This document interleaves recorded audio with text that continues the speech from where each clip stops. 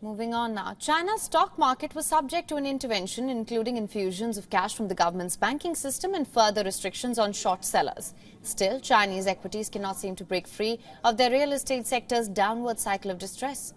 Property investment in China, a vital factor in the country's economic growth, it's continued to decline. Some values in the country's largest cities have fallen at their quickest rate in over a year in September. That has dampened investors' enthusiasm about the third quarter economic growth numbers.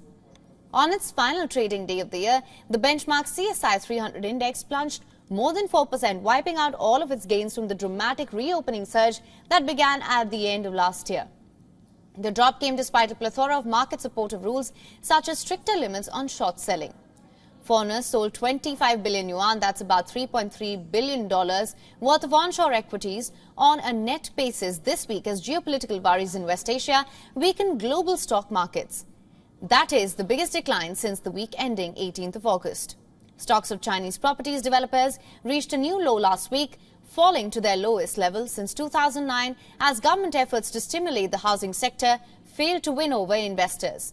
Home buyers are still wary and several major developers are still having cash flow problems, including Country Garden Holdings. To restore investor faith in China's $9.1 trillion stock market, the country is considering establishing a state-backed stabilization fund.